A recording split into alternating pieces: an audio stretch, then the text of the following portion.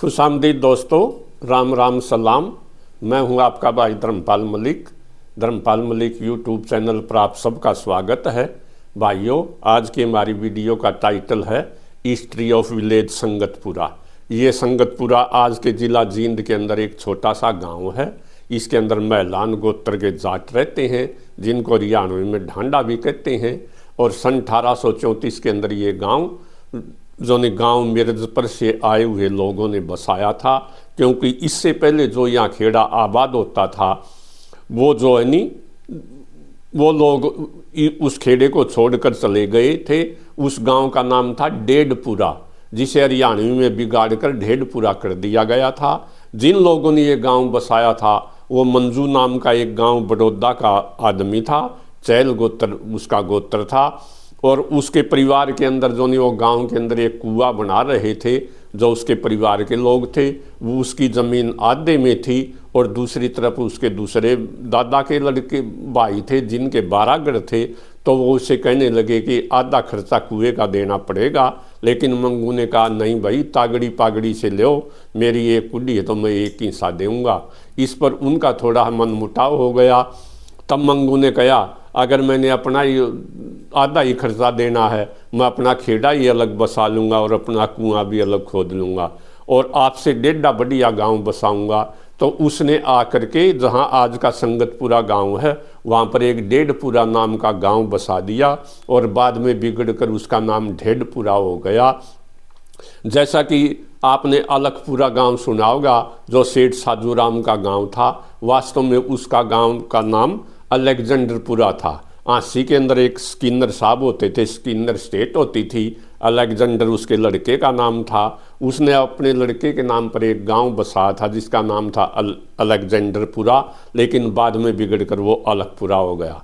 इसी प्रकार स्किनर साहब ने, उसकी बेटी का नाम एनी था, क्योंकि वो एक अंग्रेज़ था। स्किनर साहब स्कॉटलैंड का रहने वाला था। उसने अपनी बेटी के नाम पर भी एक गांव बसा जिसका नाम उसने एनीपुरा रखा, लेकिन बिगड़कर उसका नाम अनीपुरा हो गया, जो कि आज भी आंसी दिल्ली रोड के ऊपर गांव गड्डी और आंसी के बीच में आज भी गांव अनीपुरा है।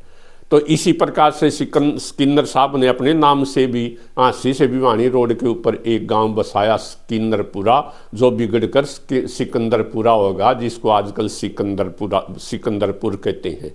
ठीक इसी प्रकार से डेढ़पुरा गांव का नाम भी बिगड़ करके ढेढ़पुरा हो गया। लेकिन 1833 के अंदर एक ऐसी घटना घटी कि उस समय जींद का राजा जो था वो संगत सिंह था। राजा संगत सिंह 11 साल की उम्र के अंदर सन 1822 के अंदर जो नहीं दिल्ली का राजा बना, जींद का राजा बना था। उस समय उसकी उम्र केवल 11 वर्ष थी। और सन 1834 के अंदर 2 नवंबर 1834 को केवल 23 साल की उम्र के अंदर राजा संगत सिंह बसिया के अंदर जो नहीं अधिक शराब पीने के लिए, ये बसिया संगरूर के पास एक कस्बा है, वहाँ पर वो स्वर्ग सिधार गए। तो ये घटना जो घटी थी वो सन मार्च 1833 की है कि अंग्रेज़ टुकड़ी जो नहीं वो यहाँ जींद से गुजर रही थी, और जो नहीं गांव डेढ़पुरा के लोगों ने उस टुकड़ी को लूट लिया। इसमें जो उस समय का जींद का प्राइम मिनिस्टर था दीवान सिंह, उसका भी जो नहीं हाथ था, और उसने ही जो नहीं गांव वालों को उकसाया था, क्योंकि अंग्रेज़ लोग राजा संगत सिंह को बहुत ज़्यादा तंग करते थे, और राजा संगत सिंह भी अंग्रेज़ों को बिल्कुल भी पसंद नहीं करता था। राजा संगत सिंह अंग्रेज़ों की बगैर परमिशन के लिए सन 1826 के अंदर लाहौर गया था। सन 1827 में फिर महाराजा रणजीत सिंह से मिलने के लिए लाहौर गया था, क्योंकि महाराजा रणजीत सिंह का नानका जो नहीं जींद रियासत के अंदर था। महाराजा रणजीत सिंह जींद रियासत के पहले राजा गजपत सिंह के दोते थे।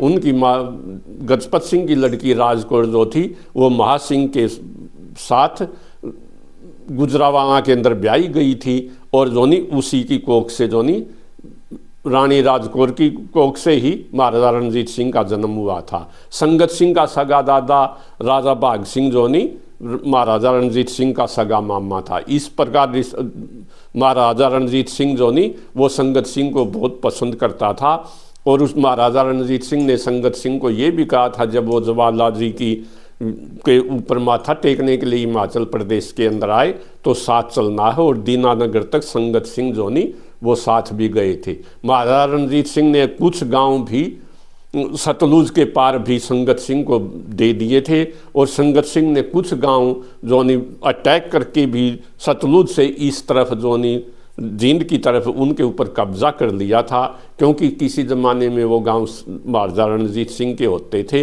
लेकिन सन 1809 के अंदर जो अमृतसर की संधि हुई थी 25 अप्रैल 1809 को, उस संधि के अनुसार सतलुज नदी को जो नहीं महाराजा रणजीत सिंह और अंग्रेज़ों के बीच में एक सीमा बना दिया गया था कि महाराजा रणजीत सिंह तो सतलुज से पूर्व की तरफ नहीं आएंगे और अंग्रेज़ पूर्व से पश्चिम की तरफ नहीं बढ़ेंगे।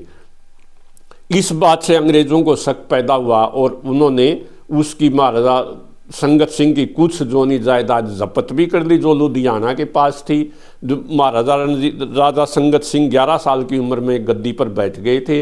राज को चलाने के लिए एक कौंसिल बनाई गई थी, और कौंसिल ने लुधियाना इलाके का जोनी, वहाँ भी राजा भाग सिंह की कई जागीरें थी, उनका जो नहीं रेवेन्यू अंग्रेज सीधे अंग्रेज ले जाते थे, वो जींद रियासत के खजाने में जमा नहीं करते थे। इस प्रकार महाराजा संगत सिंह और अंग्रेज़ों के अंदर आपस में मन मुटाव था, और इसकी कई चिट्ठियाँ भी जो नहीं वो मौजूद हैं। इस घटना के बारे में कि मार्च 1833 के अंदर टालबोट नाम के अंग्रेज अफसर को, जो एक फौजी अफसर था, वो 8th रेजिमेंट नेटिव इन्फेंट्री का जो नहीं लेफ्टिनेंट था, वो अपनी टुकड़ी को लेकर पंजाब की तरफ जा रहा था। लेकिन गांव ढेडपुरा के लोगों ने उसको रात को लूट लिया, उसके सारे सामान को लूट लिया, कुछ सैनिक भी घायल हुए। और जब टालबोट ने जींद आकर के ये शिकायत की, टालबोट खुद भी घायल हो गया और बड़ी मुश्किल से उसने जान बचाई। जींद आकर उसने शिकायत की तो दीवान सिंह ने टालबोट को भी अरेस्ट कर लिया। इससे पहले भी टालबोट ने कई अंग्रेज़ों को जो है नहीं, इससे पहले भी जो जींद का दीवान सिंह जो राजा का मिनिस्टर था या प्राइम मिनिस्टर था, उसने कई अंग्रेज़ों को जेल में डाल रखा था। इससे अंग्रेज़ बड़े खपा थे। इसकी चिट्ठियाँ जो नहीं के लेटर नंबर इस किताब के अंदर द राजा जो पंजाब, ये 1870 के अंदर लिखी थी। इसका ग्रीफन जो है नहीं वो लिफीलेक्स ग्रीफन इस किताब का राइटर है। पेज नंबर जो नहीं 359 के ऊपर ये घटना दी हुई है, और ये मैंने जो नहीं अंडरलाइन भी की है। ये राजा जींद रियासत की हिस्ट्री के बारे में इसके अंदर लिखा है। इन मार्च 1833 Lieutenant Talbot was the 8th Regiment Native Infantry was attacked in Jind territory by robbers and subject to the personal outrage as well as heavy pecuniary loss। आर्थिक धन भी काफ़ी नुकसान हुआ। Compensation was indeed procured for the loss of property, but the Jind authorities were unable to bring the offenders to the punishment they deserved। कि जींद की रियासत ने लेफ्टिनेंट टॉलबेट का जो आर्थिक नुकसान था वो तो पूरा कर दिया, लेकिन जो रोबर थे उनको कभी सजा नहीं दी। इस प्रकार जो गांव के ढेडपुरा के लोग थे वो वापस बड़ौदा अपने गांव के अंदर चले गए। उनका भाईचारा था, और जो बड़ौदा जींद रियासत के अंदर, पटियाला रियासत के अंदर पड़ता था बड़ौदा गांव, जबकि ढेडपुरा जो वो जींद रियासत में था। इसलिए जींद की पुलिस उनको पकड़ भी नहीं सकती थी, दूसरे राजा की टेरिटरी के अंदर जाने की उनकी पावर नहीं थी। दीवान सिंह ने अंग्रेज़ों को रिपोर्ट कर दी कि जींद रियासत के अंदर ढेडपुरा नाम का कोई गांव ही नहीं है। और इसी दौरान ये मार्च 1833 की घटना है, और 2 नवंबर 1834 को जो संगत सिंह की मृत्यु हो गई, और ज़मीन खाली पड़ी थी। राज्य को रेवेन्यू की ज़रूरत थी, उनको टैक्स चाहिए था, इसलिए गांव मिर्जपुर से लिया करके सन 1834 के अंदर राजा संगत सिंह के नाम के ऊपर संगतपुरा नाम का एक नया गांव बसा दिया गया।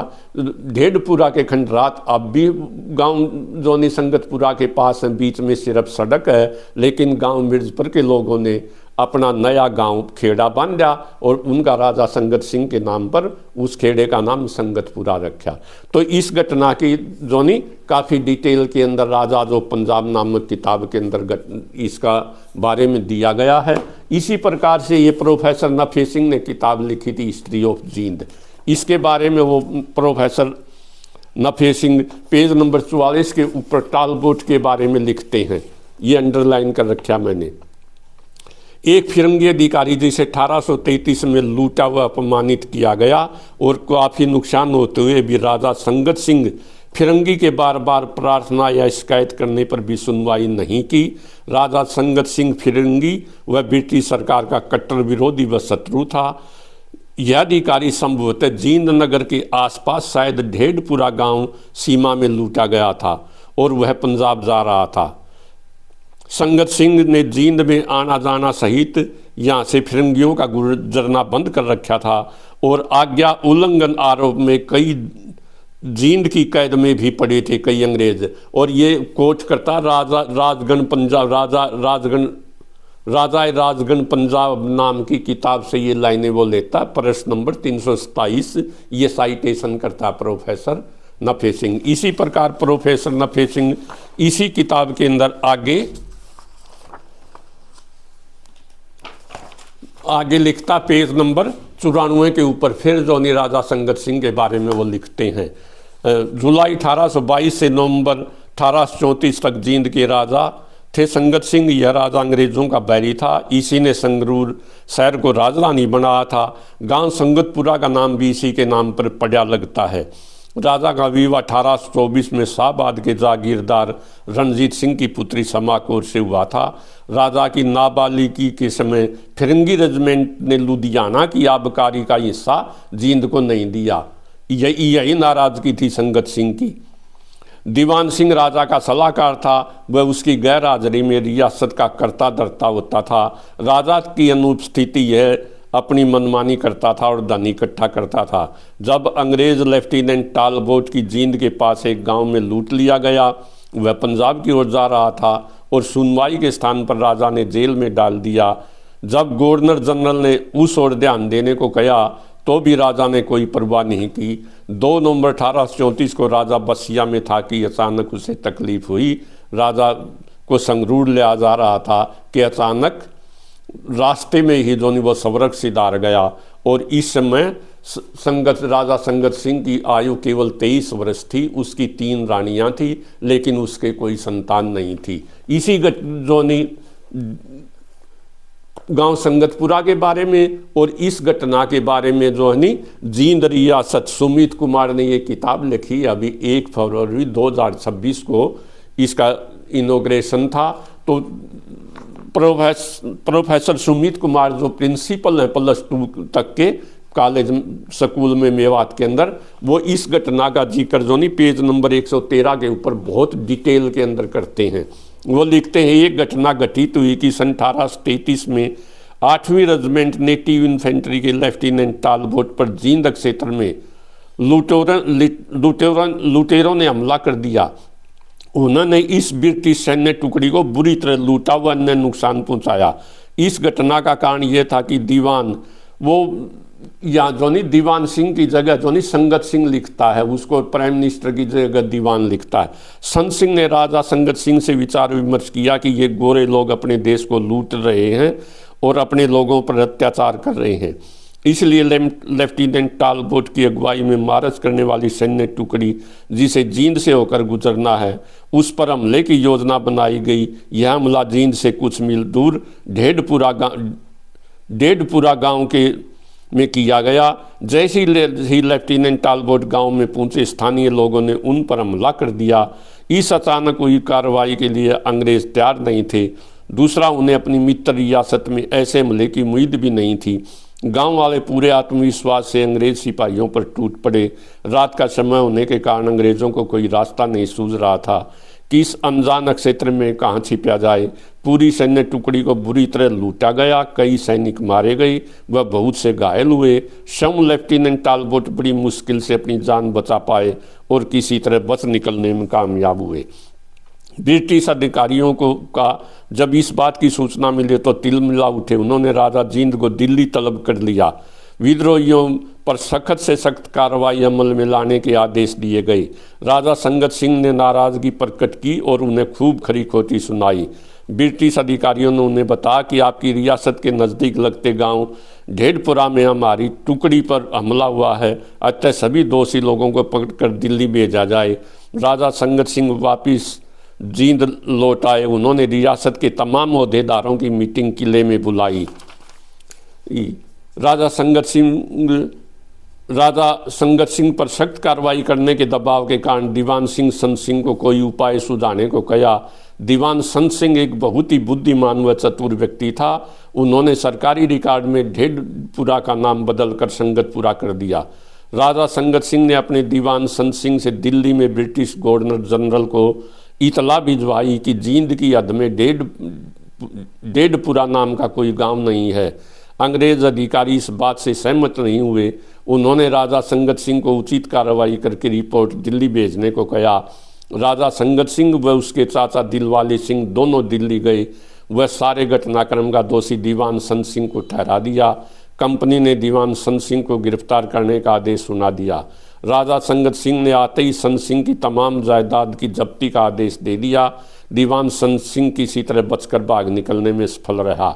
दीवान संत सिंह की जब्त की गई संपत्ति से ब्रिटिश सरकार को अर्जाना अदा किया गया। इसके बाद दिलवाले सिंह दीवान नियुक्त किया गया। तो ये 3 किताबों के अंदर इस घटना का जिक्र है, इसलिए घटना सच्ची है। आजकल गांव संगतपुरा जो ने वो एक प्रोग्रेसिव गांव है। गांव में स्कूल है, पशुओं का हॉस्पिटल है, वाटर सप्लाई का पानी है और जो नहीं गांव का भाईचारा बहुत बढ़िया है। इस गांव के सुरेंद्र सिंह बरवाला से जो एमएलए बने थे वो हरियाणा के शिक्षा मंत्री भी रहे हैं, हिसार से एमपी भी रहे हैं। तो ये बड़ा खुशहाल गांव है और ये थी इस गांव के बारे में मोटी मोटी बातें। गांव का भाईचारा बहुत अच्छा है। गांव मिर्जपुर में से 4 गांव बसे हैं। खेड़ी जो ढांडा खेड़ी जो भी संगतपुरा के साथ है, संगतपुरा, खुद गांव मिर्जपुर और बुडाना, ये 3-4 गांव जो नहीं मैलान गोत के जाटों के गांव हैं और 12 के गांव हैं ये। और सारा जो नहीं 12 का और इन गांव का आसपास के गांव के साथ बहुत अच्छा भाईचारा है। तो ये थी गांव संगतपुरा के बारे में मोटी मोटी बातें। अगर भाइयों आपको वीडियो अच्छी लगी हो तो इसे शेयर करना और चैनल को सब्सक्राइब करना। धन्यवाद। जय हरियाणा, जय हरियाणवी।